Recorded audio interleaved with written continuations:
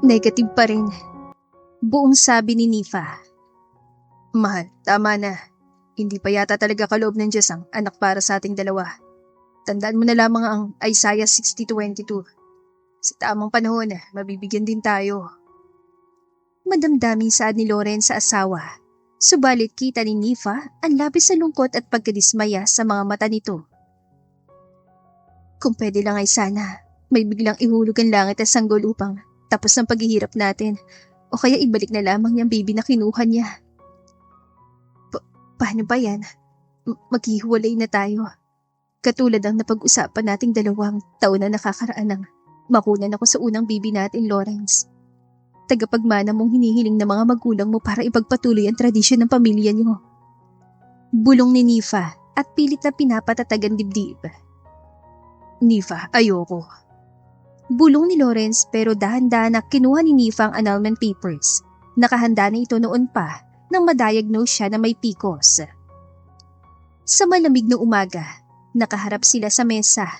2 malamig na kape, ilang negatibong pregnancy test, at annulment papers na bukas na matagal pero nananatiling walang pirma. Nifa, hindi pa huli ang lahat. Maaari pa tayong sumubok. Mahina ngunit matatag na sabi ni Lawrence.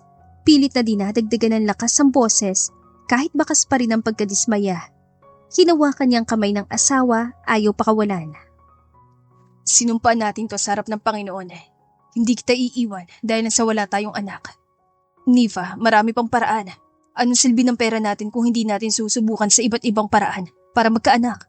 Pwede naman tayong sumubok ng surrogacy. Nangingilid ang luha ni Nifa habang hawak ang kamay ng asawa. Alam niyang hindi totoo ang mga salitang binitawan ni Lawrence. Paulit-ulit na nitong ipinagmamalaki ang pagkakaroon ng anak sa harap ng pamilya, kaibigan at publiko. At bilang modelo na asawa ng isang kilalang bilyonaryo, lalo lamang siya nape-pressure sa bigat ng mga mata ng lahat na nakatingin sa kanyang pagkukulang. Lawrence, ikaw ang pinakamabuting lalaking nakilala ko. Wala kang kasalanan, wala kang pagkukulang. Pero ako ang dahilan kung bakit hindi mo natutupad ang pangarap mo. Ikinukulong kita sa isang kasal na siyang tila pumutol sa kanayaan mo matupad ang pangarap mo magkaanak.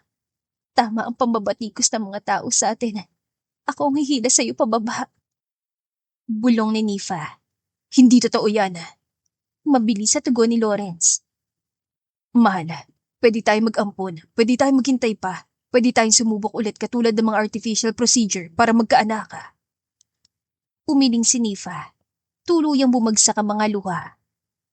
Araw-araw kita nakikita na umaasa sa isang imposibleng mangyari. 30 na ako. Ilan taon pa't ilang beses pa ba tayo maghihintay sa wala? Hindi ako sapat para sa'yo. Gusto kong maging ina. Gusto kong ibigay sa'yo ang lahat. Pero hindi ko kaya. Kaya ayokong ikulong ka sa akin. Gusto kong makita ka maging ama. Kahit hindi sa anak ko. Kahit hindi sa piling ko. Karapatan mo maramdaman yun, Lawrence. Nifa, hindi ko kailangan ng iba.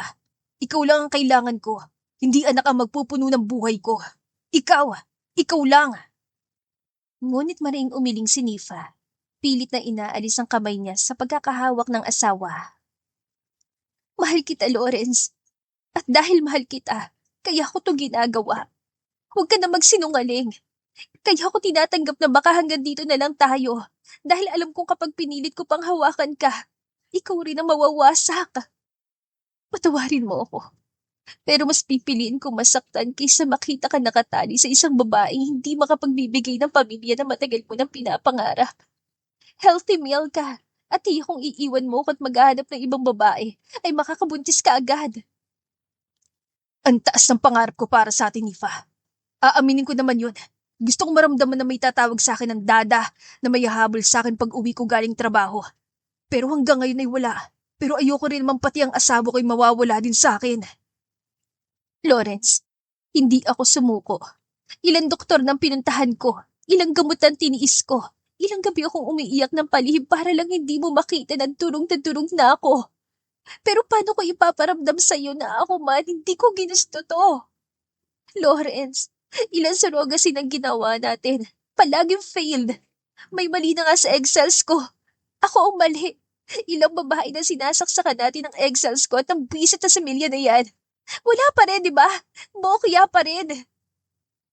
Hindi ako baog, Lawrence. Hindi lang. Hindi pa ako handa. Ang katawan ko, hindi pa handa. Pero mahal kita. Eh di sumubok ulit tayo sa surrogacy.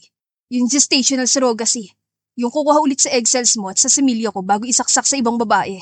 Itinatanim lang naman yun sa ibang babae pero anak natin yun dahil mula sa egg cell mo at sa similya ko. Desperadong suggestion ni Lawrence na para bang napakadali lang ulitin ng mga sinubukan nila para magkaanak. At sa unang pagkakataon, ramdam nila pareho ang bigat ng salitang katapusan. Umiling si Nifa. Pagod na siya. Kung may ibang babae ka, sana siya na lang. Yung kaya magdala ng anak mo. Si Dimple. Ang sekretarya na may gusto sa'yo at pinagkamalan kung babae mo dahil tinanggap na maging surrogate natin pero pumalya. Baka sa iba mo matupad ang pangarap mo. Baka sa kanya. Walang iba. Wala akong ginustong iba kundi ikaw. Kaya nga sakit. Kasi ikaw mahal ko. Pero hindi sapat ang pagmamahal natin para punan ng kulang. Yan ang pinamumukha mo sa akin ngayon. Pirmahan mo na, Lawrence. Sige na. Ayoko na rin baka dahil parehas na tayong 30, hirap na talagang katawan kung bumuo ng bata. Bulong ni Nifa. Hawak nila ang ballpen. Pipirma na sana si Nifa na natigilan siya dahil sa isang malakas na iyak ng sanggol na siyang umalingaw-ngaw mula sa kung saan. Nagkatinginan sila. Gulat. Nagmadali silang tumayo upang hanapin kung saan nanggagaling ang iyak. Lawrence, narinig mo yun? May sanggol. Malalaki ang matang tanong ni Nifa. Imposible. Dito, sa loob ng bahay. Nagtatakang tanong din ni Lawrence. Halos takbuhin nila kung saan nanggagaling ang malakas sa pag-iyak. Pagpasok nila sa kusina, nandoon sa isang basket ang isang bagong silang na sanggol. Nakatakip na malinis na kumot, may maliit na papel pa. Diyos ko, ano bang ingay yon? Tanong ni Nanay Ursula, ang mayordoma nila ni Lawrence sa kanilang mansyon. Nay, kaninong anak to? Wala namang pumbuntis sa mga katulong o mayang mga anak. Saad ni Lawrence habang nakakunot ang noo. Abay malay ko, Lawrence. Alangan naman sa akin yan. Aba, bulok na ang matras ko sa tanda kong ito. Eh hindi ko nga alam ang pakiramdam na gumawa ng bata. Wala naman ako napansin na may pumasok dito sa mansyon na may dalang sanggol. Saad ng matanda. Tinuring ng ina na mag-asawang Aguilar. Nanginginig ang kamay ni Nifa habang marang iniaangat ang kumot ng sanggol. Nako, mukhang gustong-gusto ka, Nifa. Bulalas ni Nanay Ursula. Lawrence, Nay, bagong silang pa lang siya. Mahinang wika ni Nifa. Baka sa tinig ang pagkamangha at pag-aalala. Dinampot ni Lawrence ang maliit na papel na nakalagay sa gilid ng basket. Medyo gusot ito, ngunit malinaw pa rin na nakasulat. Sa sino man makakakita sa munting anghel na to, ako'y humihingi ng kapatawaran at tulong. Hindi ko siya kayang buhay na mag-isa. Pakiusap, alagaan ninyo siya. Sa inyo siya itinadhana. Alam ko kasing mamahalin niyo ang anak ko. Bigyan niyo siya ng isang buong pamilya. Bagay na hindi ko kayang gawin. Saglit na natahimik ang dalawa dahil sa binasa ni Lawrence. Ngunit hindi na nila kailangan magsalita pa. Eh baka sanyalis na ito para hindi niyo ituloy ang annulment niyong mga anak. Nay, hindi po to biro. Napapikit si Nanay Ursula at muling nagsalita. Ang sinasabi ko lang naman ay kaloob ng langit ang sanggol na yan, mga anak. Pinili kayo ng kung sinong magulang niyang bata upang mahalin ang anak nila. Maghihiwalay pa rin ba kayo? Gayong ayan na ang batang kahilingan ninyo. Natigilan at nagkatinginan sina Lawrence at Nifa. Tumulo ang luha ni Nifa habang hawak ang sanggol sa kanyang mga bisig. Parang sinagot tayo ng langit, Lawrence. Tila alam ng langit ang pagtatalo nating dalawa. Hindi agad makasagot si Lawrence. Lumapit siya kay Nifa. Hinaplos ang buhok ng asawa at saka dinampian ng halik sa noo. Mahal, baka nga hindi sa paraan na gusto natin ibigay ng Diyos ang biyaya. Pero ito na yun. Isang pagkakataon, isang panibagong simula. Unti-unti para maiayos natin ang kasal na to. Handa ka ba? Tanong ni Nifa. Bakas pa rin ang pangamba sa kanyang tinig. Kung kasama kita, oo. Oo naman, Nifa. Walang pag-alinlangan na kakayanin ko kasi kasama kong asawa ko. Sa unang pagkakataon, matapos ang mahabang panahon, ngumiti si Nifa. Ngiting may pag-asa. Niyakap niya ang sanggol na parabang itong kasagutan sa lahat ng kanilang dasal. Pagbalik nila sa sala, tahimik na dinampot ni Lawrence ang annulment papers. Nilukot at walang alinlangang itinapon sa basurahan. Hindi natin kailangan to. Hindi na. Sa pagsikat ng araw kinabukasan, nagsimula ang panibagong yugto para kay Lawrence at Nifa. Dalawang pusong muntik nang sumuko, ngunit muling pinag-isa ng isang munting anghel na dumating sa kanilang buhay. Bigyan natin siya ng maayos at mapagmahal na magulang mahal ko. Bulong ni Lawrence sa asawa habang nakayakap ito sa kanya. Ilang linggo ang lumipas ay sinubukan ni Lawrence na hanapin ang nang iwan sa sanggol. Wala pa rin bang clue? Tanong ni Nifa sa asawa pagka-uwi nito galing trabaho. Pagod na pagod si Nifa sa pag-aalaga kay Leo. Wala pa rin mahal ko. Wala rin ni isa sa mga katulungan nakakaalam kung sino nag-iwan kay Leo. Wala nakakita. Kaya na muna siguro natin. Abala rin ako sa trabaho lalo pat nag-resign si Dimple kahit na halos kababalik niya lang sa trabaho. Natatakot lang ako na kung kailan hindi na natin kayang i-let go si Leo. Ay tsaka naman siya aagawin sa atin ng mga taong may karapatan kay Leo. Kaya nga, iniligal natin ang pag-adapt sa kanya, hindi ba? Para hindi siya biglang mawawala sa atin. Sa mata ng bata, sa atin siya. Ikaw ang nanay niya at ako ang tatay niya.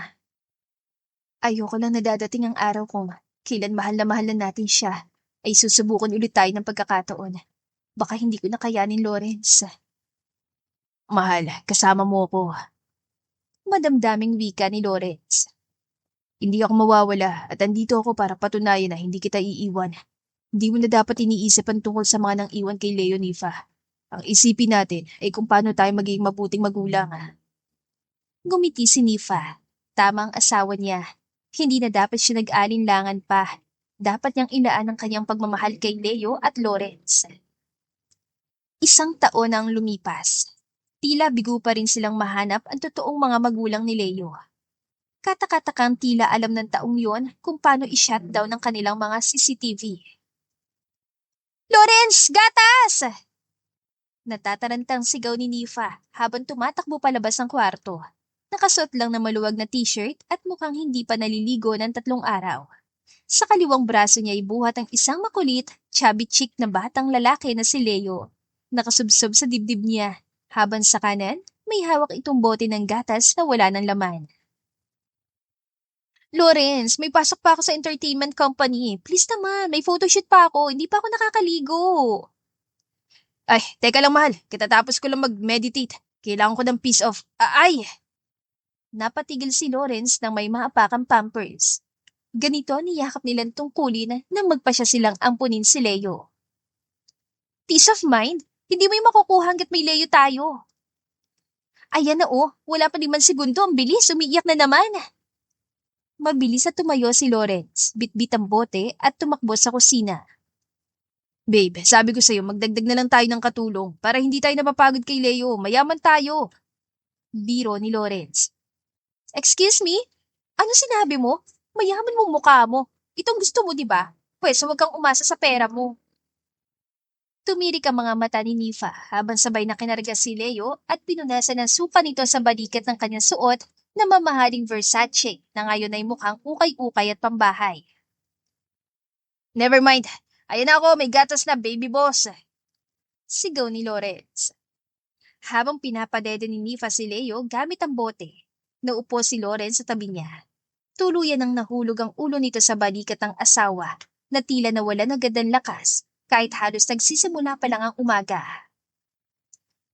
Babe, naalala mo pa ba yung panahon na may oras tayo mag-date? Yung kahit 30 minutes lang? Inaagaw ka na sa akin masyado ni Leo. Wala na yon. Patay ng couple life natin. Isang malaking joke. Akala mo siguro napakadaling magkaanak, no? Hindi pala talaga. Wala pa akong postpartum na sa lagay na to pero kay Leo pa lang. Para ka nang mababaliw. Tugon ni Nifa, sabay ng pagtirik ng mata habang si Leo ay masayang nilalaro ang laway sa bibig. Miss kita. Paano natin masusundan kung hindi tayo hinahayaan na bigyan ng oras sa isa't isa? Iwan kaya natin sa kwarto ni Lola Ursula. O kaya bato natin sa bubong? Tanong ni Lawrence. Napatawa si Nifa kahit ramdam ang pagod. Habang pinapanood si Lawrence na walang sawang inaaliw ang kanilang anak. Halatang hindi alintana ng asawa ang puyat at pagod sapagkat sa bawat ngiti ni Leo ay malinaw na matagal na ni Lawrence hiniling ang pagkakataong maging ama. Tinatakasan nga ni Nanay Ursula si Leo kapag naglalakad papunta sa kanya kasi pupu ng pupu parang ikaw. Biro ni Nifa. Lahat ng katulong dito ay halos sumuko dahil ang mag-asawa lang ang pinapayagan ni Leo na buhatin siya. Speaking of poop, wika ni Lawrence at sabay nilang sininghot ang paligid. Parehong natigilan, nagkatinginan. Sa'yo ba yun? Yak, Nifa, handugyot mo, umutot ka? Tanong ni Lawrence. Ano ka ba? Siyempre kay Leo no, iyo. Nagmadaling lumayo si Nifa habang si Lawrence naman ay bagsak ang balikat. Ako na. Sabay buhat ni Lawrence kay Leo nang umiting parang demonito habang may tunog pa sa lamping. Halatang nagpapasabog ng fireworks ng mga pupu. Anak, next time, magsabi ka, ang baho Leo. Kinagabihan ay pagod na umuwi si Nifa. Ang setup talaga nilang mag-asawa ay alternate sa pag-aalaga kay Leo. Napangiti siya na makita niya si Lawrence sa kanilang kwarto na maingat na hinehele ang kanilang pinakamamahal na anak. Dalian mo lumaki ah. Pagkausap ni Lawrence sa anak at hindi pa niya napapansin si Nifa. Para hindi na mahirapan si Mami, iyakan kasi yun at mabilis sumuko kaya oras na lumaki ka. Tutulungan mo si Daddy sa pagpoprotect sa reyna natin. She's sensitive but I love her. Isa pa, ang mami mo, modelo kaya marami nagkakagusto. Bulong pa ni Lawrence. Madalas gusto kong sunugin ang mga sexy posters niya. Nagsiselo si Dada kasi may iba nagpapantasya sa kanya. Kaya dalian mo lumaki at hilingin mo kay Mami na huwag na siya mag-model kasi mayaman naman si Dada. Hindi niya kailangang kumita ng pera at mag-boost pang sexy model. Tsaka na lang kapag gabi, sa kama namin. Bumubungis-ngis sa tawa ni Lawrence dahil sa sinabi. Gustong batukan ni Nifa ang asawa dahil sa pinagsasasabi nito. Alam niya kasing panikabasusan na naman ang nasa isip. Napailing na lamang si Nifa bago dahan-dahan na lumapit sa mag-ama niya. Hopefully, babae magiging kapatid mo kasi maarte si Mami. Alam ko pinagdarasal nun may ipitan, bisan at gawing Barbie na anak. Tapos, Leia ang ipapangalan natin. Leo, binago mo talagang buhay namin ni Mami. Pakikipag-usap ni Lawrence sa anak na para bang sasagot din ito ang 1-year-old na bata. Napakagat si Nifa dahil sa sinasabi ng kanyang asawa. Dahan-dahan siya lumapit at niyakap ito mula sa likuran, dahilan kung bakit nagulat si Lawrence. Hi there, my love. Madamdaming saad ni Lawrence nang maamoy ang mabangong halimuyak ng asawa. Hi, baby. Nifa answered. Kumusta ang asawa ko? Tanong ni Lawrence.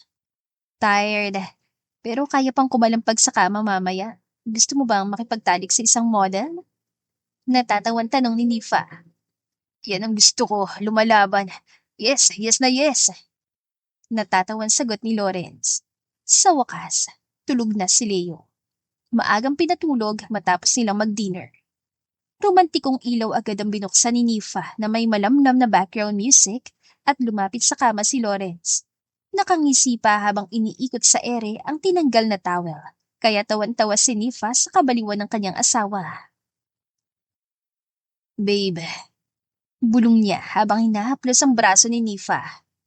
Tulog na si Leo, tayong dalawa naman ngayon.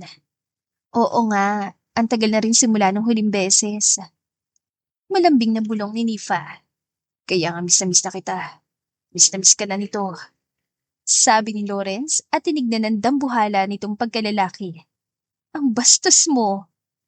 Namumulan sa ni Nifa pero aaminin naman niya na miss niya ang init na hatid ng asawa. Nagsimula ang pagroromansa ni Lawrence.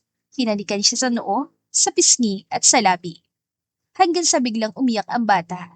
Sabay silang napahintong mag-asawa sa ginagawa.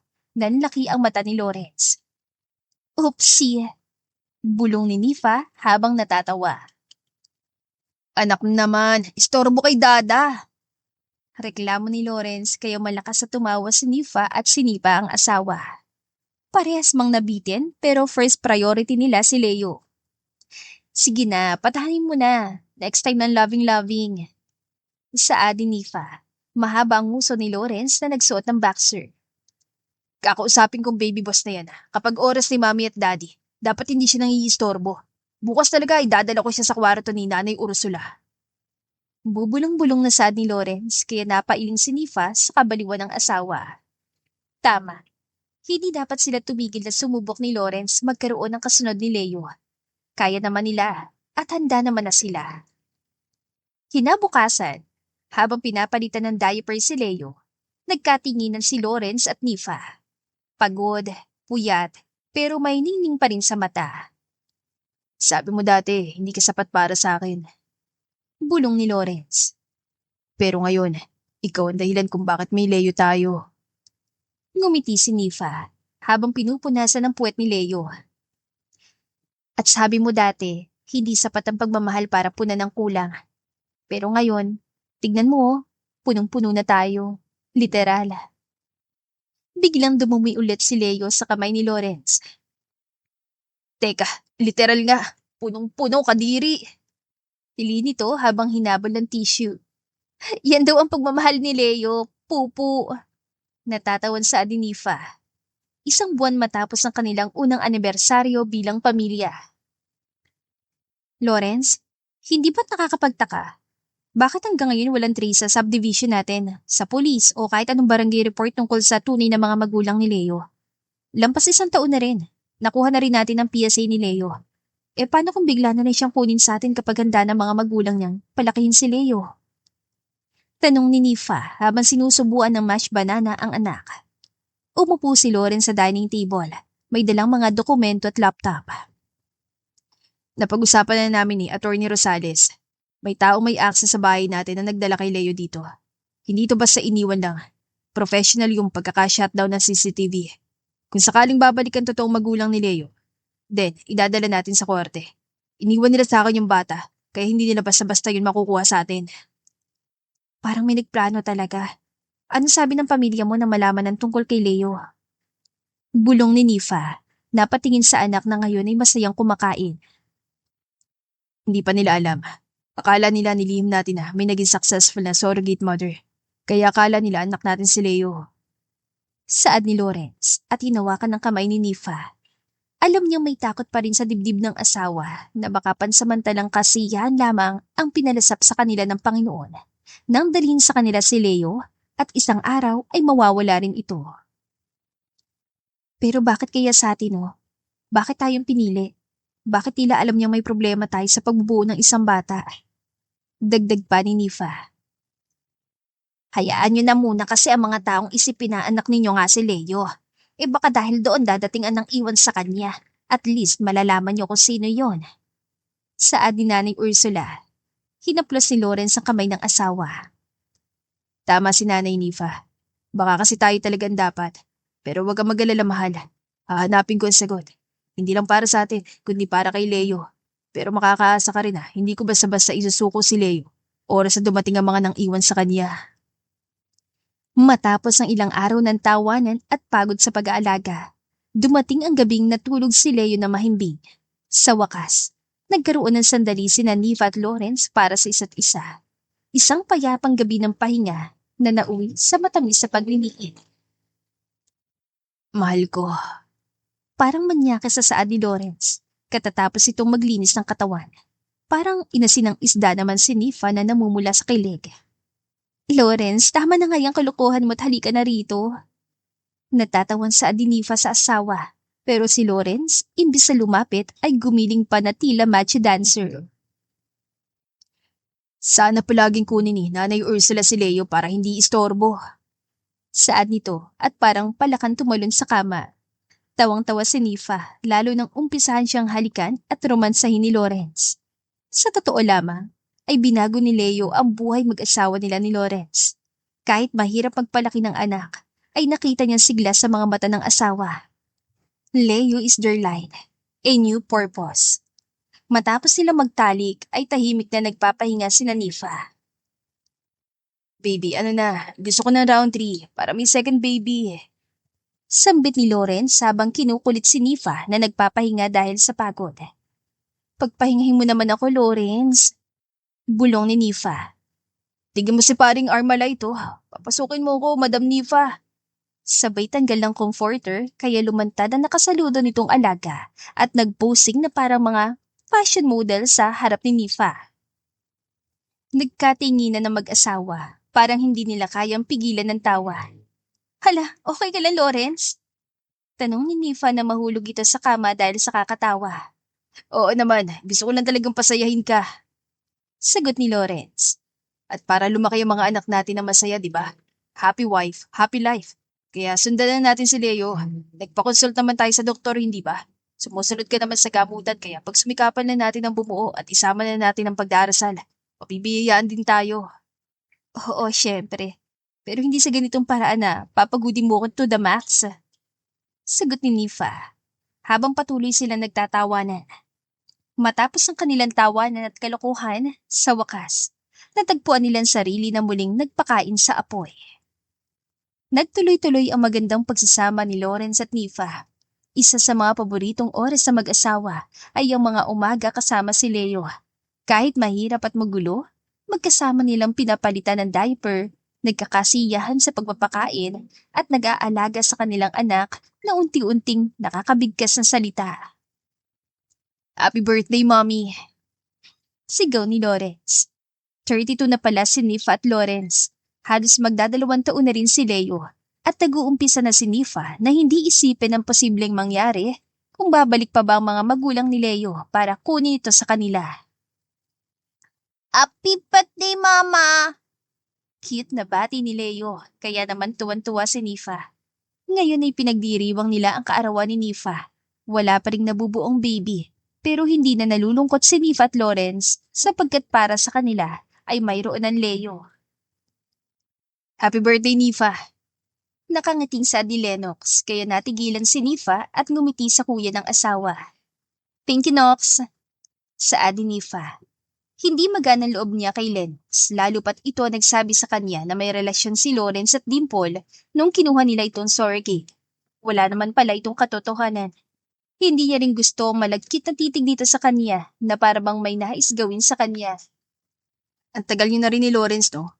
Akala ko talaga maghihiwalay na kayo Hindi kami maghihiwalay, kuya. Malamig na saad ni Lawrence at niyakap ang bewang ni Nifa. Possessive niyang hinalikan ng asawa sa leeg sa harapan mismo ni Lennox na humigpit ang hawak sa wine glass. That's good to hear. Saad ni Lennox at tinalikuran silang dalawa at lumapit sa ibang mga kaibigan. I really hate this man. Nagsaselo sa saad ni Lawrence. Halatang may gusto sa'yo. Hayaan mo na. Sa'yo lang naman ako, hindi ko siya type. Saad ni Nifa. Sa kalagitnaan ng pagdiriwang, ang narinig nila ang ilang mga kaibigan. Wala na kayong balak na magampon? Tanong ng isa sa kaibigan lalaki ni Lawrence. Grabe no, baka dahil sa mga ginagamit mong pampaganda, Nifa, kaya hindi ka mabuntis. Alang namang sa surrogate ka lang umaasa. Turan pa ng isa kaya nawala ang ngiti sa mga labi ni Nifa. Usap-usaban din pala yung ampon daw si Leo. Totoo kaya yun? Akala kasi namin lahat ay panay nag-fail ang mga surrogate yo. Dalawa yun, di ba? Yung Dimple na ex itong si Lennox, tsaka yung isa pa. Ani pa ng isa sa investor. Ampun daw eh. Yun ang nasagap ko sa isang source. Chismosang wika ng isa pa. Huwag yun ang itago, tayo-tayo lang naman dito. Sanay naman siya sa pambabatikos ng tao, pero hindi niya akalain na may mga kaibigan siyang big deal pa rin ang hindi niya pagkakaroon ng anak. Unti-unti na rin namang kumakalat na hindi nga nila anak si Leo at ampun nga lang. 32 ka na. Sayang lang na hindi Aguilar ipapamana ni Lawrence ang mga ari-arian niya. Ang kuya mo na lang talagang pag-asa ng mga Aguilar para ipagpatuloy na umalis kayo. Biglang saad ni Lawrence, kaya naman natigilan si Nifa. Lumingon si Lawrence sa mga kaibigan. Ang mga mata niya nag-aalab sa galit, ngunit ang boses niya ay puno ng pagmamahal at proteksyon para kay Nifa. Kaarawan ng asawa ko ngayon. Imbis na matuwa kayo dahil sa bagong taon na ipinagkalob sa kanya ng Diyos, ayan ang pinagsasabi ninyo. Malamig na sadpa ni Lawrence. Mahal, tama na. Bulong ni Nifa. Hindi na nagdalawang isip si Lawrence. Hindi na siya nagpakita ng takot o panghihinayang na baka may masabi siya masama sa mga kaibigan nilang nagpasakit sa puso ng asawa. Tama na. Okay na. Oo na. Si Leo ay adopted namin. Masaya na kayo? Malamig na tanong ni Lawrence sa malumanay ngunit matigas at may diin ng bawat salita. Nakita ni Nifa na napangisi si Lennox, ang kuya ni Lawrence. Natigilan pa rin ang lahat. Tumayo si Lawrence, malapit na sa mga kaibigan. Alam niyo ba kung anong ibig sabihin ng pamilya sa akin? Hindi yan tungkol sa dugong nananalaytay. Hindi yan tungkol sa pangalan o kayamanan na ipinamana sa kung sinong kadugo namin ni Nifa. Hindi kami isang pamilya dahil lang sa kung anong wala kami. Kami ay pamilya dahil nagmamahalan kami. Dahil nagsama kami sa hirap at ginawa. At higit sa lahat, dahil sa mga bata tulad ni Leo, na walang ibang kailangang maramdaman kundi ang pagmamahal ng isang magulang. Tahimik ang buong paligid. Ang mga kaibigan at pamilya ni na Lawrence ay tila nahiya sa panghusga kay Nifa. Si Nifa, Sabi ni Lawrence. Ang boses ay puno ng pagmamahal sa asawa. ang pinakamagandang babae na nakilala ko sa buong buhay ko. Hindi dahil hindi siya mabuntis, ay hindi na siya mahalaga. Hindi ko siya minahal para magkaanak kami. Minahal ko siya kasi siya ay siya. Siya ay si Nifa. Ang taong nagbigay ng pag-ibig, ng lakas at ng bawat ngiti kay Leo. Kung may isang tao na karapat dapat maging ina, yun ay ang asawa ko. Hindi kami dapat magpaliwanag sa inyo. Wala kayong pakialam sa buhay namin. Ang mga salitang binitawan ni Lawrence ay parang mga hibla ng pag-asa na kumapit sa puso ni Nifa. Hindi niya napigilan ang mga luhan dumaloy mula sa mga mata. Pero hindi ito dahil sa sakit, kundi isang malalim na pasasalamat sa asawa niyang hindi natatakot umamin kung gaano niya kamahal si Nifa. Mas lalo siya naiyak nang may maliliit na kamay ang humawak sa kanyang pisngi at niyakap siya. Si Leo. At yan, wala akong pakialam kung wala kaming sariling anak. Kasi si Leo ang buhay namin. Si Leo na walang ibang hangad kundi maging masaya sa piling namin. Pagpapatuloy pa ni Lawrence. Nagkatinginan ng mag-asawa. Ang mga mata ni Lawrence ay puno ng tapang at init kaya napangiti si Nifa. Salamat, mahal. Ilang beses na akong palagi nakikinig sa pambabatikos ng kahit na sino pero hindi pa man ako nagkakaroon ng anak pero alam kong may plano sa amin si Lord. Tinitiyak kong sa tamang panahon. May pagkakaloob din siya sa amin maliban kay Leo. Hindi na niya kailangang maghanap pa ng ibang pag-asa dahil nandyan si Lawrence. Ang lalaking handang ipagtanggol siya laban sa mundo. Kung ang pamilya lang ay nasusukat sa dugo, Patuloy ni Lawrence. kaya ko pa rin ipagmalaki na kami isang pamilya. Ang pamilya hindi nasusukat sa kung anong meron kami o wala. Ang pamilya ay nasusukat sa kung paano namin pinapahalagaan at inaalagaan ang isa't isa. Tumigil siya sandali. Tinitigan ng mga kaibigan at tahimik na nakatayo. So, kung hindi nyo kayang respetuhin ang pamilya namin, problema nyo na yun at hindi na namin kayo kailangan. Yo, nagbibiro lang naman kami, man. Sabi pa ng isa sa kaibigan nila kaya umiling si Lawrence. Kung hindi nyo pa rin nakikita ang kahalagaan ng isang pamilya, pues, huwag nyo kaming pakialaman. Libre lang naman na maging mabuting tao. Yun na nga lang ang gagawin nyo, hindi nyo pa magawa. Anya. Ngunit bago pa man magbigay ng pagkakataon ng mga kaibigan niya magsalita, nagsalita si Nifa. Hindi na namin kailangan ng pabor niyo at wala kaming hiling kundi respeto lang. Kung hindi niyo kami kayang respetuhin, walang dahilan para magpatuloy pa ito. Salamat sa pagdalo. Nakita ni Lawrence ang asawang may malakas sa loob, may tapang at handang harapin ang mga pagsubok. Sinimulan niyang hawakan ang kamay ni Nifa at ang lahat ng tensyon sa silid ay tila naglaho. Let's go home, mahal. Bulong ni Lawrence habang dahan-dahang nilapit ang kanya noo sa asawa. Nandiyan si Leo na masaya at buo ang pamilya. Walang ibang mahalaga kundi tayo at ang anak natin. Naglakad sila palabas ng venue na magkahawak kamay. Tahimik ngunit puno ng pagmamahal. Salamat. Biglang sabi ni Nifa. Asawa mo ko, Nifa. Maybe, puputulin ng mga yun ang connection sa business natin. Pero wala akong pakialam. Ikaw ang pinaka-priority ko. Nakangiting saad ni Lawrence. Pumasok sila sa kanilang bahay. Tumabi si Lawrence kay Nifa. Hinawakan ng kamay nito at ngumiti. Alam mo, mahal, Wika ni Lawrence nang hindi na kayang itago pa ang kalungkutan at lakas ng loob na tila'y dumadaloy mula sa kanyang puso. kahit gaano pa man kahirap ang lahat, palagi may dahilan ng lahat na nangyayari. Walang aksidente. Hindi tayo binibigyan ng Diyos ng pagsubok na hindi natin kayang malampasan. Nang makauwi, ay tahimik pa rin silang dalawang mag-asawa. Si Nifa ay tumingin kay Lawrence. Bakit nga ba tayo pinili, Lawrence? Bakit tayo? Hanggang ngayon paulit-ulit yung bumabalik sa isip ko. Bakit nga ba ako? Wala naman yata akong ginawang kabutihan para biyayaan ng isang Leo, di ba? Tanong ni Nifa. Ang boses niya ay may halong lungkot at takot. Pero hindi na ito ang takot ng mga unang araw nang dumating si Leo sa kanilang buhay. Nag-isip si Lawrence sandali, bago dahan-dahang kinuha ang kamay ni Nifa at isinandal ito sa kanyang dibdib. Siguro, Sabayan napakatamis ang ngiti ni Lawrence. pinili tayo dahil may lakas tayo na magtiwala sa Panginoon sa kabila ng takot natin noon. May lakas tayo na magpatawad, magbukas ng puso para kay Leo. Ibinigay siya sa atin, hindi dahil sa kaya natin siyang palakihin ng perpekto, kundi dahil alam ng Diyos na kaya nating mahalin siya na walang kondisyon, kahit hindi siya sa atin. Hindi man siya galing sa atin, pero siya nagpapakita sa atin kung paano maging tunay na magulang at sagipin ang pagsasamang muntik na nating wakasan. Baka nga.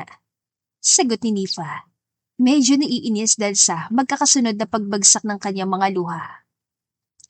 Mahal, hindi ko alam. Hindi ko alam kung kaya ko pa pero lalaban ako. Hindi ka mag-isa, mahal. Seryoso ngunit malumanay na wika ni Lawrence. Lagi magkasama tayo sa lahat ng ito. Hindi ka nag-iisa. Tahimik nilang tinignan si Leo na natutulog na mahimbing sa kanyang crib. Ang mga mata ni Nifa ay naglalaman ng pag-ibig at pananabik para sa anak. Alam mo, mahal, sinubok tayo ng buhay. Pero nakita ko na hindi tayo nag-iisa. Sambit ni Lawrence. Palagi may kasama tayo at may Diyos na nagbibigay sa atin ng lakas. Siya nagbibigay ng direksyon at pag-asa para sa buhay natin to, Nifa. Lawrence is truly a man of God. Nakita ni Nifa mga mata ni Lawrence na punong-puno ng pag-asa at pananampalataya. At sa mga salitang binitawan ng asawa ay tuluyang gumaan ang loob ni Nifa. Ang lahat ng to, hindi natin kayang kontrolin. Dugtong pa ni Lawrence. Basta't magtulungan tayo. Hindi ito tungkol sa ating mga kahinaan, kundi kung paano natin kayang ipasa sa Diyos ang lahat ng bagay. At mga pagsubok, ang takot, pati ng ating mga pangarap. Wala na silang pakialam pa kung makabuo man tayo o hindi. Mayroon tayong Leo at sapat na yun para sa akin. Dahan-dahang inalis sa mga luha sa mukha ng asawa. Ang mahalaga, mahal, magtiwala tayo sa Kanya. Kung siya ang magpapadala sa atin ng mga pagsubok, siya rin ang magbibigay sa atin ng solusyon at gabay. Ayos lang ba sa'yo kung hindi na tayo magkaroon pa ng anak? Tanong ni Nifa. Paano kung hindi talaga mangyari yun? Niyakap lamang siya ni Lawrence sa mahigpit at hindi sumagot agad. Ang mga plano natin, mahal, walang kasiguraduhan. Pero ang tiwala natin sa Diyos at sa isa't isa, yun ang magdadala sa atin sa tamang landas. Mahinahon niyang wika habang hinahaplos ang buhok ni Nifa. Ipasa natin sa Kanya lahat ng to. Nakaramdam ng ginhawa si Nifa. Huwag mong kalimutan, mahal. Wika ni Lawrence. Mahal kita at kahit anong mangyari, hindi ko kayang isuko ang pagmamahal ko sa iyo at kay Leo. Kung maghihintay man tayo sa kalooban ng Diyos, maghihintay tayo ng buong loob at hindi tayo titigil sa pagmamahal sa isa't isa. Salamat, mahal. Sabay yakap ni Nifa kay Lawrence. At sa gabing yun, nahanap nila ang pinakamakapangyarihan sandali ng pagpapasadyos ng lahat ng agam-agam nila. Isang araw habang nagtatrabaho si Nifa, ay sumama si Lawrence at Leo. Look at mommy, she's not pretty, no? Kasi hindi si daddy kasama niya sa photo. Nagsiselo sa tanong ni Lawrence sa anak. Naghahanap lang talaga ng kakampi. Mommy, pretty, not ugly. Umiiling pang saad ni Leo. Hindi rin to bulol. Siguro dahil kinakausap nila ng maayos. Kasalukuyang nasa trabaho si Nifa at nagsisimula ng isang photoshoot para sa isang bagong campaign. Nasa set siya, kasamang ibang mga modelong lalaki. Nakatingin lang si Lawrence at si Leo, na ngayon ay 2-year-old toddler na may kadaldalan na kahit ang madalas ay hindi pa nila naiintindihan ang sinasabi nito habang nagkakalat sa kanilang set. Yung guy na kasama ni Mami, not handsome, right? Tanong ni Lawrence. Tumitig naman si Leo kay Nifa at sa kapartner nitong modelo. Ugly! Saad ni Leo at sabay pa silang tumawang mag-ama. Bibi, okay ka lang? Tanong ni Nifa habang siya ay nagpo-pose para sa kamera. Ngunit sa ilalim ng mga ilaw, ang kanyang mga mata ay nanunukso kay Lawrence. Okay lang, mahal. Sagot ni Lawrence, pero hindi may tatago ang inis sa kanyang tono. Hindi lang ako komportable na may mga lalaki nakapaligid sa'yo. At hindi lang yun, si Leo pang kasakasama ko rito. Baka isipin niya na ibang tatay niya. Napailing na lamang si Nifa dahil sobrang OA kung magselos ang asawa. Hinawakan ni Nifa ang kamay ng kanyang asawa nang matapos ang unang shoot nila. Lawrence, relax ka lang, okay? Minsan kailangan ko rin magtrabaho at makipag-collaborate sa mga ibang model. Hindi mo naman kailangang mag-alala. Habang si Lawrence ay nakaupo sa isang sulok, hindi maalis ang kabuntot na inis sa kanya. Hindi lang ito, dahil sa mga modelong lalaki sa set, kundi pati na rin sa kung paano nakatutukan lahat ng atensyon kay Nifa. Babe, ako na lang sana ang model mo. Sabi ko naman sa'yo, sa akin ka na lang magtrabaho. Model ng mga binibenta kong sasakyan para mas tumaas ang sales ko. Bulong ni Lawrence, habang binibigyan si Leo ng paboritong biskwit. Wala nang iba. Hindi ko na kaya makitang may ibang kumukuha ng atensyon sa'yo. Si Leo ay tumingin kay Lawrence. Tinitigan siya na parang nagtataka. Tapos ay ngumisi, na parang naiintindihan ang problema ng tatay. Dadamad! Saad ni Leo, kaya natawa si Nifa at kiniliti ang anak. Dahil nga nakakunutan noon ni Lawrence, ay gumaya pa talagang anak nila sa ama. Si Nifa naman, tinutokso ang asawa. Huwag kang mag-alala, ikaw pa rin naman ang mahal ko. Sa'yo pa rin naman ako nagpapagapos gabi-gabi. Ikaw pa rin naman ang sinasakyan ko. Sabay, pinatikim pa ng kiss si Lawrence sa harap ng iba pang mga tao sa set. Nagpigil namang mapangiti si Lawrence dahil sa kalandian ng asawa. Sige, bati na. Sabi ni Lawrence, samantalang nagulat si Nifa nang humawak sa kanyang dibdib si Leo. Mama, Dede! Saad dito. Nangunatan noon ni Lawrence at hinuli ang mga kamay ng anak. Walang gatas dyan, kahit malaki yan anak. Sinapak ni Nifa ang asawa dahil sa kahalayan nito. Nandito sa akin ang milk bottle mo. Kay daddy ang hinawakan mo eh. Natatawa pa saad ni Lawrence, kaya napairap sa hangin si Nifa. Isang linggo lumipas at si Nifa ay patuloy na nagtatrabaho sa mga photoshoots. Matapos lang ang load ni Nifa, ay magiging abala din si Lawrence sa kanyang business. Ngayon, si Lawrence ay nagsisimula ng magtampo at maging protective, lalo na kapag may mga lalaki na lumapit kay Nifa masyado. Lalo na tuwing may bagong co-model si Nifa na lalaki. Hindi may tatago ni Lawrence ang kanyang pagiging seloso. Bago na naman. Ayos ah. Bubulong-bulong na reklamo ni Lawrence. Lumapit si Nifa dito at inayos ang necktie ng asawa. Parang hindi ka na nasanay. Trabaho ko na to noong magkasintahan pa lang tayo, di ba? Napakaseloso naman ng asawa ko. Malapit na akong mag-33. Tapos next year, nagsiselos pa rin ang asawa ko. 3 years old na rin niyang si Leo next year. Pinapakita mo ng pagsiselos kaya minsan masama rin ang tingin sa co-model ko. Biro ni Nifa. Umasim naman ang mukha ni Lawrence. Malamang, yayakapin ka ng ibang lalaki sa photoshoot talagang dapat lang magalit tong anak natin. Napailing na lang si Nifa at hinalikan ng asawa para matunaw naman ang galit ng CEO. Sa isang pagkakataon, nagkaroon ng photoshoot ulit si Nifa at kung saan kailangang makipag-pose sa sweet scene kasamang isang male model. Nakaupo si Lawrence sa gilid ng set kasama si Leo. Ang kanyang mga mata ay nakatuon kay Nifa at sa male model. Leo, sana huwag ka maging masyadong sweet kay Juanito, okay? Lalo kapag magpapansin siya dahil cute ka ngayon. Iyakap niya si Mami. Dapat si Daddy lang ang gumagawa nun. Bulong ni Lawrence kay Leo. Gusto ko lang na malaman mo, ikaw lang pinayagan kong lalaking magkaroon ng karapatan na agawin ang asawa ko sa akin. Tumingin si Leo kay Lawrence at tila nagtataka. Natawa si Nifa na marinig ang sinabi ni Lawrence. Dada mad. Cute na saad ni Leo. Yes, Dada's mad. Kasi dapat si Dada lang yumayakap kay Mami. Bulong ni Lawrence sa anak. Dada and Leo! Sigaw ng anak nila na tila tinatama pa ang sinabi niya. Yes, Dada and Leo only. Kunwari galit na sabi ni Lawrence. Oh, ano na Lawrence? Insecure ka na naman ba? Ikaw na lang sana nandito Sagot ni Nifa. Inirapan lang ni Lawrence ang asawa na tila labis na nagtatampo. Ang huling shot ng photoshoot ay walang ibang ginawa si Lawrence kundi sulsulan ng anak na magalit kay Nifa. Sa araw-araw ng kanilang buhay, kahit may selos, hirap at kalokohan, natutunan nilang mag-asawa na magtulungan at magtiwala sa isa't isa. Hindi lang sa trabaho at sa pagpapalaki kay Leo, kundi pati na rin sa pagmamahal. Swerte talaga ako dahil ikaw ang binigay ni Lord na kapartner ko sa buhay.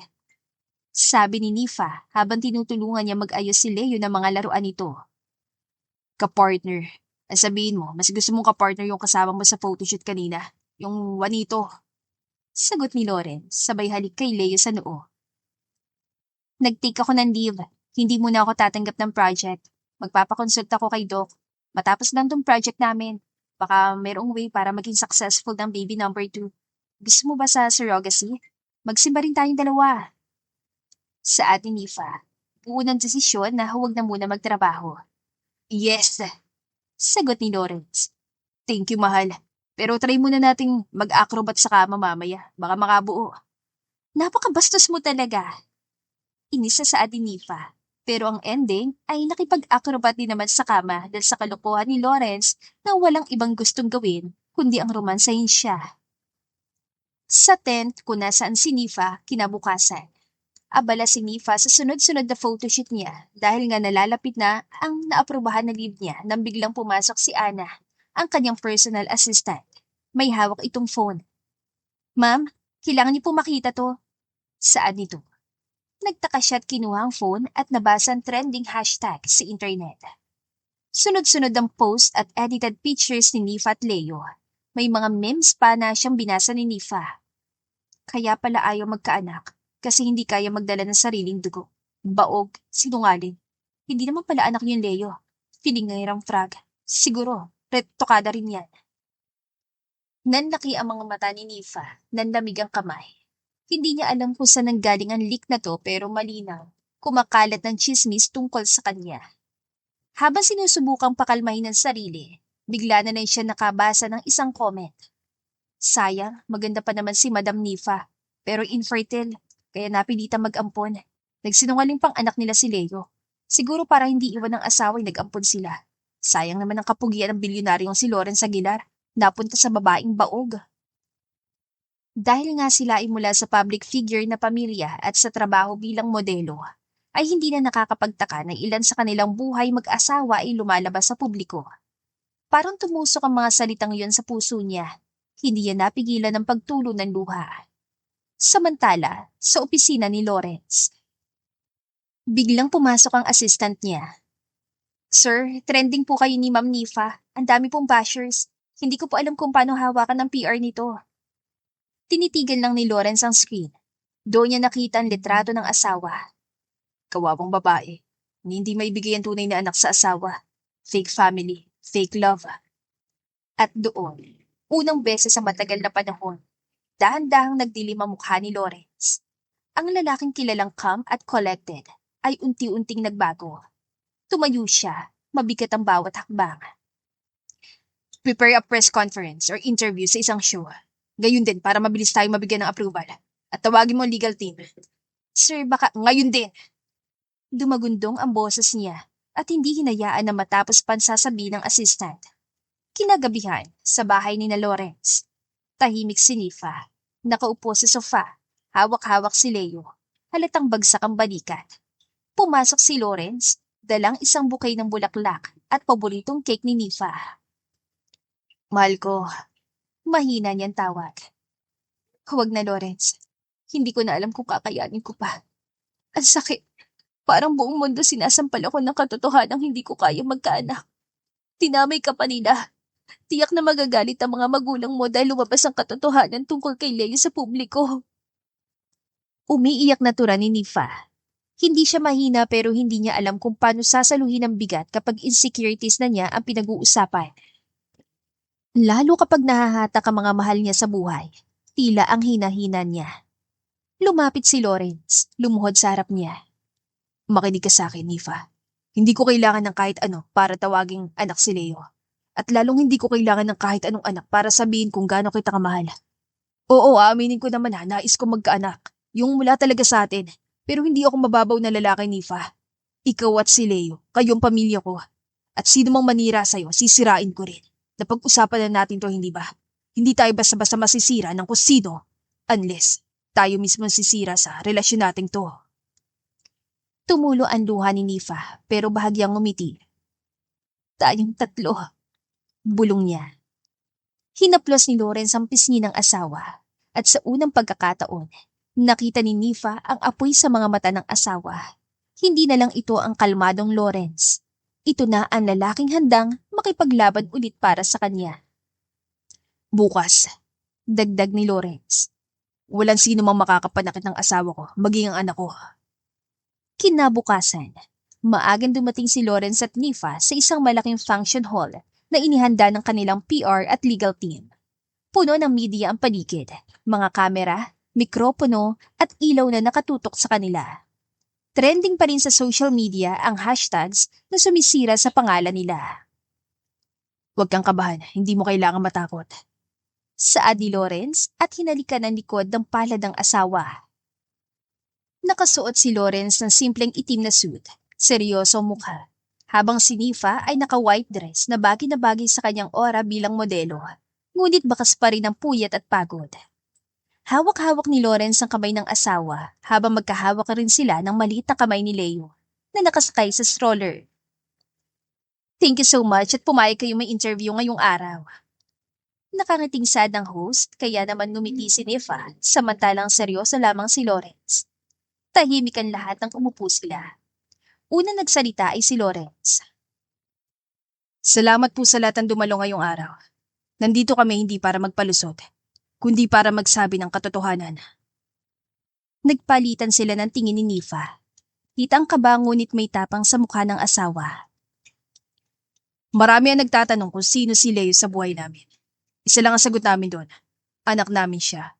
Sa amin siya. Marami ang nagsasabing fake family kami.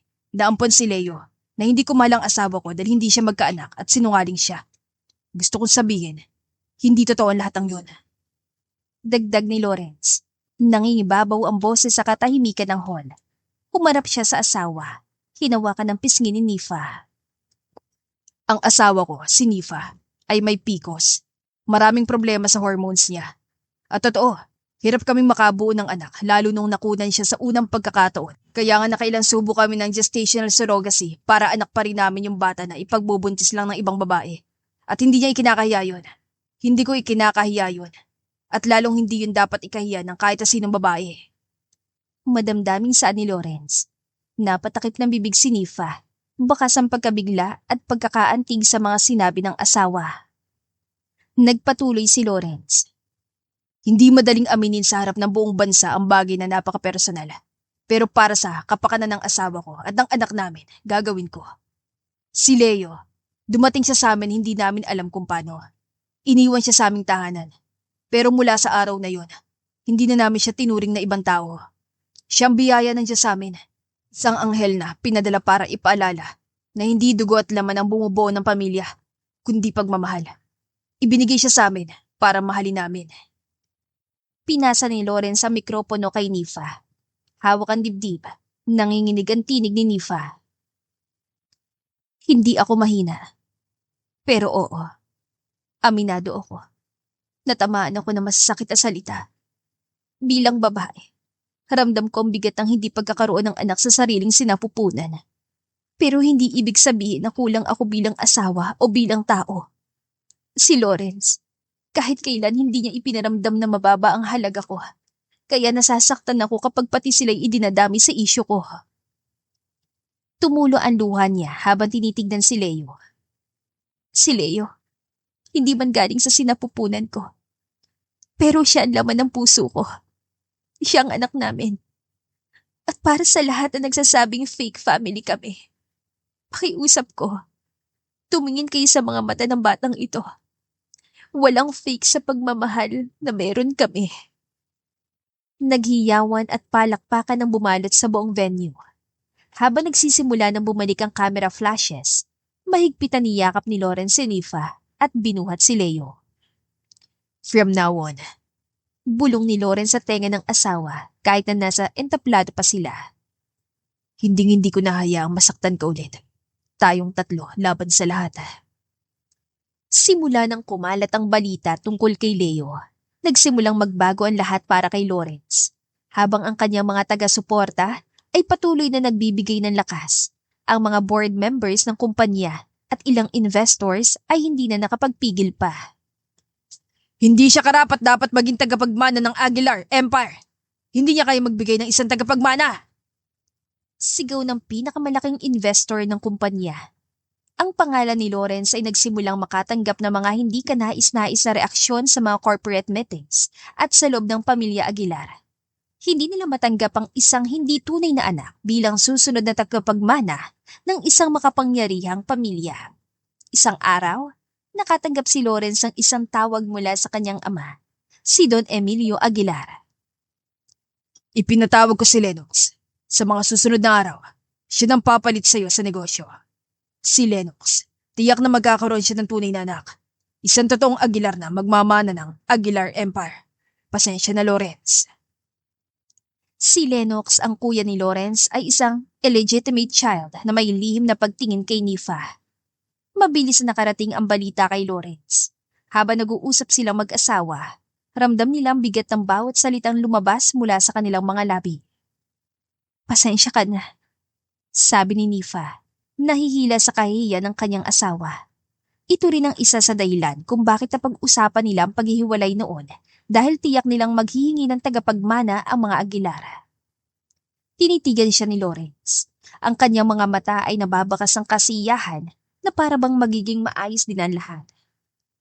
Hindi nila tayo matatalo. Hindi nila tayo matitinag. Si Leo ay anak natin. At ikaw ang pinakamahalaga sa akin. Kumpanya lang yan, Nifa. Mana lamang yun. May mga naipon ako. Kaya kong magtayo ng sarili kong kumpanya. Tumango si Nifa. Ramdam niya ang lakas ng loob ni Lawrence. Pero ang mga investors, ang board, gusto nila ng pagbabago. Mahina niyang tugon. Dahil lang ba sa dapat kadugo mo ang tagapagmana mo? Isang malaking kalokohan. Bulong ni Lawrence. Ang kalmado niyang boses ay nagtataglay ng galit na hindi nakikita ng iba. Ang mga Aguilar ay matagal nang nagtataglay ng mataas na standard, kaya hindi na ako nagulat pa. Pero hindi nila nauunawaan na ang pamilya ay hindi nasusukat sa dugo, kundi sa pagmamahal. Hindi ako papayag na ipagpalit ang pamilya ko sa baluktot nilang pananaw. Kinabukasan, inihanda na ni Lawrence ang sarili. Sinabi ko na sa'yo, tinanggap mo na lang sana ang desisyon ng asawa mo makipag-analis sa'yo. E di sana may nabuntis ka na ngayon. Wika ni Lennox kaya natawa si Lawrence. Sumumpa ako sa harapan ng Panginoon nang pinakasalan ko ang asawa ko, Lennox. Hindi ako nagsisisi. Pamilyado na ako. Hindi man yung matanggap ng iba. Wala na akong pakialam. Malamig na tugon ni Lawrence. Si Lennox na matagal nang nagnanais ang posisyon at humarap sa board. Subalit sa harap ng mga kamera at ang press na naghihintay sa desisyon, si Lawrence ay nagpasyang ipagtanggol ang kanyang pamilya. Magandang araw, sabi ni Lawrence habang nakatayo sa harap ng board. Alam ko ang mga pangarap at pangangailangan para sa negosyo ng Aguilar. At alam ko rin na may mga hindi pagkakasunduan sa pagitan namin ni Lennox. At ngayon, sa akin at sa inyo. Pero gusto ko lamang pong linawin. Walang halaga ang lahat ng ito kung mawawala ang pamilya ko. Si Nifa at si Leo ang tanging bagay na hindi ko kayang palitan. Lawrence, si Leo ay adopted lang, walang dugong Aguilar. Saad ni Lennox, kaya madiin na napapikit si Lawrence. Hindi ba tiniisip mo ang mga responsibilidad mo? Kung hindi ka makakapagbigay ng tagapagmana ng dugong Aguilar, paano natin matutustusan ng mga pangarap ng pamilya? Labis ang bigat ng mga salitang yon para kay Lawrence. Ngunit hindi siya nagpatinag. Hindi ko kailangan ng isang kadugo ko para matustusan ng pangarap ng mga Aguilar. Sagot ni Lawrence. Kung ito ay para sa anak kong si Leo at para kay Nifa, hindi ko kayo bibigyan ng pagkakataon na masaktan sila. Sa puntong yun, tumayo ang board members at nagsimulang mag-usap. Ang iba ay hindi pa rin sigurado sa desisyon, ngunit ang ilan sa kanila ay nagsimulang magtanong kung karapat-dapat nga ba si Lennox bilang tagapagmana. Si Lawrence ay hindi na nag-alinlangan at sa harap ng lahat, iniwan niyang kanyang posisyon bilang CEO. Pagkatapos ng ilang linggo ng atensyon, nagdesisyon si Lawrence na lisanin ang kanyang pwesto at ipagpatuloy ang buhay nila bilang isang pamilya. Sigurado ka pa talaga? Tatalikuran mo talagang pagiging CEO para sa amin ni Leo? Tanong ni Nifa sa asawa, kaya ngumiti naman si Lawrence habang nakasuot pa ng apron na parang house husband. Yes, madam. Nakangiting saad ni Lawrence. Man at kumpanya lang yon. Hindi ko ipagpapalit ang pamilya natin para lang sa pera. Abang wala muna akong trabaho, ako na munang bahala kay Leo. Soon, magiging CEO pa rin ako, no? Kaya ko, ang dami ko kayang pera. Natawa na lamang si Nifa sa kahanginan ng asawa. Kinabukasan ay pumasok pa rin si Nifa sa kabila ng pambabatiko sa kanya at nagtaka siya na makita si Lennox sa kanyang tent. What are you doing here, kuya? Nagtatakang tanong ni Nifa. Iwan mo na si Lawrence. Malamig na saad ni Lennox kaya natigilan si Nifa. Ha? Why? Nakatas ang kilay na tanong ni Nifa. Kasi wala siyang kwentang lalaki. Hindi mo siya dapat na pagkatiwalaan. Come on, paano kung dahil hindi ka magkaanak dahil may problema rin sa kanya?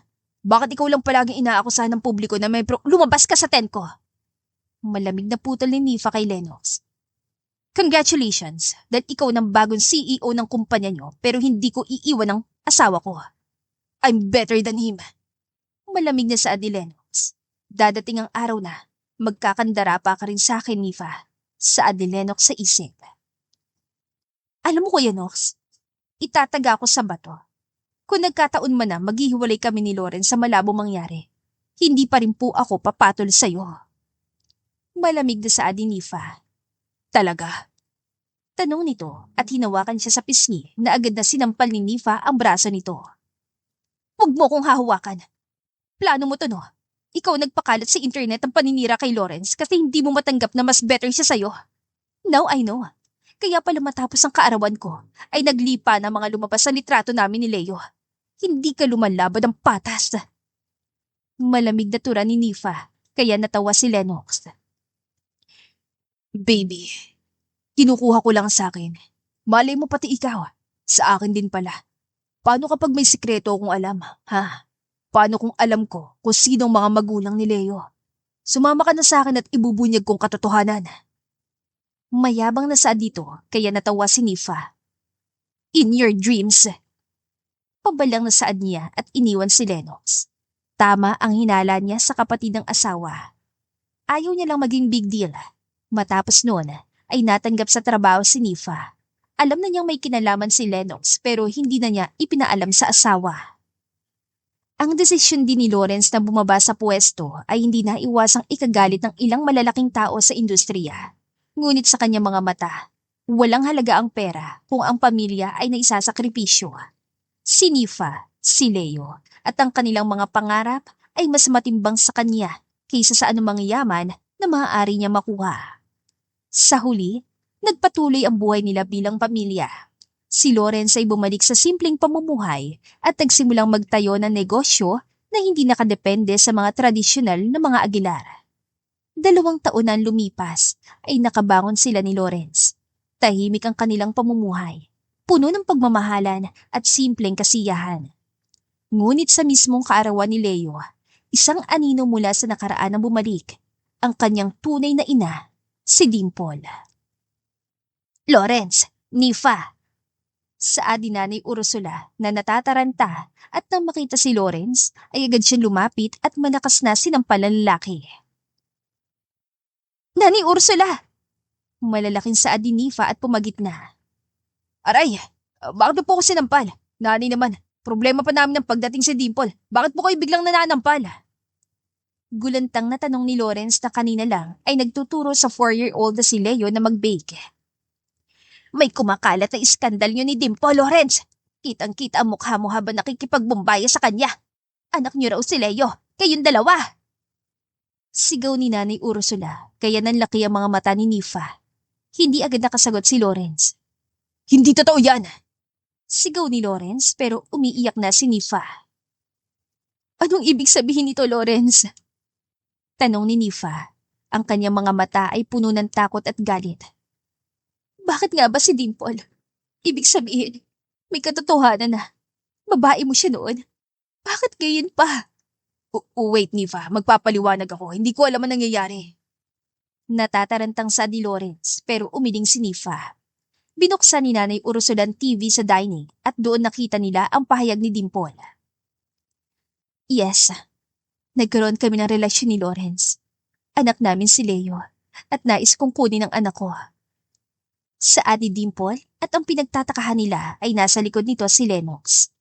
Ang mga salitang binitawan ni Dimple ay para bang isang malupit na suntok na tumama kay Nifa. Hindi niya alam kung paano haharapin ang mga akusasyon at ang pinakamalupit pa, ang pahayag na ito ay patungkol sa kanyang asawa. Tignan niyo na kung gaano ka irresponsableng ama si Lawrence. Isa siyang malaking kahiyan sa mga Aguilar. Naaawa ko kay Nifa. Napunta siya sa lalaking walang kwenta. Saad ni Lennox at ngumisi sa kamera. Ang tawag ni Nanay Ursula kay Dimple bilang babae ni Lawrence ay parang tinadtad na kutsilyo na dumaan sa kanyang puso. Hindi niya matanggap na ang lahat ng sakripisyo at pagmamahal na ibinuhos nila sa isa't isa ay nauurong lamang sa mga kasinungalingang naglilipa na sa paligid nila. What's happening po? Inosenteng tanong ni Leo, kaya mas lalo napaiyak si Nifa. Hindi pa man natatapos sa mga pahayag ni Nanay Ursula. Tumulo na mga luha ni Nifa. Hindi ko na kaya, Lawrence. Hindi ko na kaya! Sigaw ni Nifa habang niyayakap si Leo na nakatayo sa tabi. Hindi ko na alam kung sino ka. Hindi ko na alam kung ano nangyayari sa atin. Tiyak na puputok na naman ang issue. Wala nang makapigil kay Nifa. Hindi ko na kaya makasama ka, Lawrence. Hindi ko kayang ipagpatuloy ang buhay na ito kung ganito lang pala ang lahat. Tapos ano? Kukunin niyo lang sa akin ang anak ko? Hindi ako papayag. Hindi niyo basta makukuha sa akin si Leo kahit kayo pang mga magulang. Iniwan niya si Lawrence at nagmadaling kinuhang kanilang anak na si Leo. Mabilis silang lumabas ng bahay. Si Lawrence na nakatayo sa gitna ng sala ay natigilan at tulala. Ang mga mata niya ay puno ng takot, guilt at kalituhan. Nifa, please! Sigaw niya. Ngunit hindi ito narinig ni Nifa. Pwede ko bang ipaliwanag? Wala kami relasyon ni Dimple.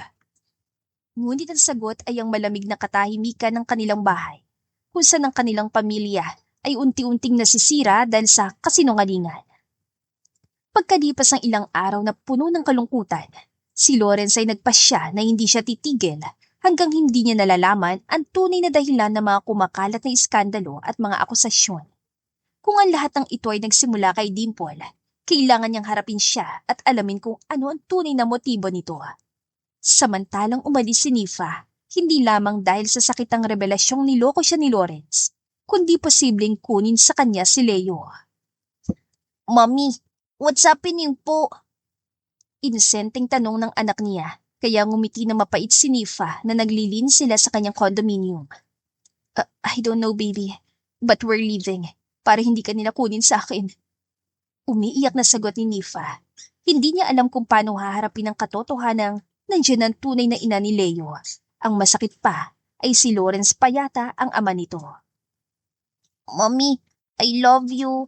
Hindi po kita iiwan kahit sabihin pa nilang hindi mo ako baby. Sinungaling siya. I'm your baby nga po eh. Bulong ni Leo, kaya mas lumakas ang kanyang pag-iyak. Matapos sa mga luhan dumaloy mula kay Nifa at ang sakit ang paglisa nila ni Leo, si Lawrence ay nanatiling naguguluhan at puno ng kalungkutan. Ang mga iskandalo at ang kumakalat na pahayag ni Dimple ay patuloy na nagpapahirap sa kanya. Laban sa mga akusasyon, pinili ni Lawrence na hindi sumuko sa kanyang pamilya at nagpasya siyang hanapin si Dimple upang mapaliwanag ang lahat ng nangyayari. Unti-unting nasira ang mga negosyong sinimulan ni Lawrence. Siya ay hindi makapapayag na mga kasinungalingan na pahayag ni Dimple ay sumira sa kanila ni Nifa. Hindi siya titigil hanggat hindi niya nalalaman ang buong katotohanan. Pumunta siya sa mga lugar kung saan posibleng matagpuan si Dimple. I will burn you. Bulong ni Lawrence dahil sa galit. Matapos ang ilang linggong paghahanap, sa isang maliit na apartment na malayo sa mga mata ng publiko, natagpuan ni Lawrence si Dimple. Kasama ni Lawrence ang media, ilang mga pulis dahil nais niyang na-record ang kasinungalingan ni Dimple. Kahit maubos pa ang pera niya ay wala siyang pakialam basta may ebidensya lang na maihaharap sa asawa. Walang kibo si Dimple na makita siya at may halong takot sa kanyang mga mata. Alam niyang darating ang araw na hahanapin siya ni Lawrence.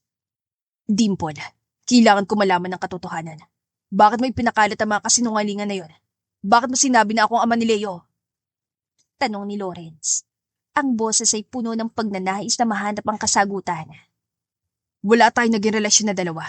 Hindi kita iniwan nun, pero kung itinutulak mo ko sa ganitong direksyon, hindi ko kaya manahimik. Sinaktan mong asawa ko, tiyak kung hindi ko maaayos to, ay tuluyan niya akong iiwan. Ngayon, hindi ko alam kung anong mukhang ihaharap sa kanya. Si Dimple ay tumahimik saglit, tinitigan si Lawrence, at tila nagsisisi sa kanyang mga ginawa. Hindi ko sinasadyang mapunta sa ganitong sitwasyon. Tinakot lamang ako ni Lennox. Wala akong balak na masaktan ka, Lawrence. Nagtatago rin ako sa kanya. Nanginginig na tinanggal ni Dimple ang kanyang buhok mula sa kanyang mukha at nagsimulang magsalita. Ang totoo, si Leo ay anak yun ni Nifa sa pamamagitan ng surrogacy. Hindi nag-feel ng pagbubuntis ko sa anak yun ni Nifa. Binayaran ako ni Lennox nang malaman niya surrogate niyo ako. Nais niya magsinungaling ako. Gusto kong linawin. Hindi ko ginusto ang mga pangyayaring to. Ang lahat ng ito ay dahil sa mga kagustuhan at interes ni Lennox na baliw sa asawa mo at nais kunin ang lahat sa'yo. Itinago ako ni Lennox at nakatakas ako kaya nagtago ako dito sa pag-aakalang hindi mo ko hahanapin at magpo-focus kang ayusin ang mga negosyo mong masisira dahil sa paglantad ko. Iniwan ko ang bata noon kay Lennox dahil binayaran niya ako at nagtiwala akong ibabalik niya sa inyo. Hindi ko alam kung bakit niya pinalabas na hindi niyo anak si Leo. Si Lawrence ay natigilan. Hindi makapaniwala sa sinabi ni Dimple. Ang lahat ng mga kasinungalingan at iskandalo na pinapalabas ng iba ay unti-unting nagiging malinaw. Hindi ko alam. Kung ganun, ang lahat ng ito, si Leo. Siya talagang anak namin ni Nifa. Anak namin siya. Doon ay nagsalita si Dimple ng buo. Oo, surrogate niyo ako. Hindi ba? Tagumpay ang embryo transfer sa akin noon. Ang fertilized egg cells ni Nifa na ipinasok sa akin, hindi nag-failed. Nais lang ni Lennox na masira ang pamilya mo dahil may gusto siya sa asawa mo at nais makuha lahat sa'yo. Please, after this, protektahan mo naman ako. Handa akong isawalat to sa publiko. Handa akong tumistigo. Pwede niyong ipa-DNA si Leo. Hindi ako pwedeng magkamali. Anak niyo si Leo. Ngunit sa kalagitnaan ng kanilang pag-uusap, dumating ang isang hindi inaasahang bisita, si Lennox. Si Lennox ang kuya ni Lawrence. At doon, inamin ni Dimple na siya'y binayaran ni Lennox upang sirain ang relasyon ni Nifa at Lawrence. Sa kanyang kasakiman, ninais siyang kontrolin ng Aguilar Empire at nagbabayad siya ng mga tao upang pabagsakin ng mga karibala. I'm so sorry. Tinakot ako ni Lennox na ipapatay niya ako at ang asawa ko kung hindi ko siya tutulungan na sirain kayo ni Nifa ulit. Edited ang video scandal natin. Lahat pa kanayo ni Lennox. Please, nais ko nang matapos to para makabalik na ako sa asawa ko. Umiiyak na sa ni Dimple, kaya naman napangisi si Lawrence. Ang revelasyon ni Dimple ang nagbunyag sa panininlang ni Lennox. Ginamit niya hindi lang si Dimple, kundi pati si Lawrence at ang lahat. Hanggang sa desisyon nitong lisanin ang Aguilar Empire. You guys heard that? Walang katotohanan ng iskandal na yun. Tanging ang asawa ko lang pinapayagan kong pagnasaan ang abs ko. Sigaw ni Lawrence Dahilan kung bakit nagsilabasan ng mga media na binayaran niya upang pasikretong pakinggan ang pag-amin ni Dimple at upang masiwalat ang kabulastugan ni Lennox. Ano to? Kinakabahang saad ni Dimple nang inaakay niya siya ng ilang mga pulis. Nais mo ng protection, hindi ba? Tumistigo ka. Ididimanda ko si Lennox. Ang lakas ng loob niyang paglaruan kaming dalawa ng asawa ko. Malamig na saad ni Lawrence. Sa kabilang dako, ang lahat ng ito ay nangyari habang pinapanood ni Nifa sa telebisyon. Sa bawat pag-amin ni Dimple, tumibay ang mga pahayag ni Lawrence. I can't believe this. Bulong ni Nifa sa kanyang sarili habang pinapanood ang kanyang asawa na ipinapakita ang galit at determinasyon na tapusin ang lahat ng ito. So it's true. Anak namin si Leo. Sa gitna ng mga kahindik-hindik na pahayag, biglang narinig ni Nifa ang isang maliit na tinig mula sa likod niya. Hawak nito ang isang piti at ang mukha ni Nifa ay tila napako sa nakikita. Mommy, what's this? Tanong ni Leo. Ang kanyang mga mata ay nagtataka. Ang pregnancy kit na hawak ni Leo ay patunay na may malaking pagbabago. Nagdadalang tao siya. I'm delayed, Leo. Sagot ni Nifa habang kinukuha ang kit sa kanyang anak. Ilang linggo na akong delayed. Hindi ko alam kung ano nangyayari. You're pregnant? Nakangiting tanong ni Leo. Sabi ni Dada, ginagamit daw yun kapag buntis ka na. Natigilan lamang si Nifa nang marinig ang boses ni Lawrence sa harap ng mga kameras. I want to clear this once and for all. Lennox, I swear, I will make you pay for this betrayal. Tama ng kalupitan mo. Iniwan ako ng asawa ko dahil sa'yo. To my wife, hintay mo lang po ako ha. Tatapusin ko lang to. Hi, baby Leo. Bantayin mo si mami ha. Okay! Sigaw pa ni Leo sa harapan ng TV. Matapos ibunyag ni Lawrence ang ebidensya laban kay Lennox, nagtungo siya sa kondo ni Nifa dala ang puting rosas. Sa bawat katok, umaasa siyang mapatawad. Nang bumukas ang pinto, sinalubong siya ni Nifa. Maputla, namumugto ang mga mata, ngunit matatag ang mga kamay. Lawrence, mahinang sabi niya, halos pabulong. Hello there, mahal ko. Sambit ni Lawrence. Narinig mo na siguro ang lahat. Hindi ko sinadya masaktan ka. Pero lahat ng ginawa ko para malinis ang pangalan natin. Lalo na ni Leo. At ikaw ang dahilan kung bakit hindi ko kayang sumuko. Tahimik si Nifa. Ngunit ang makita niya si Leo sa likod, dahan-dahang lumapit ang bata at yumakap sa kanyang ama.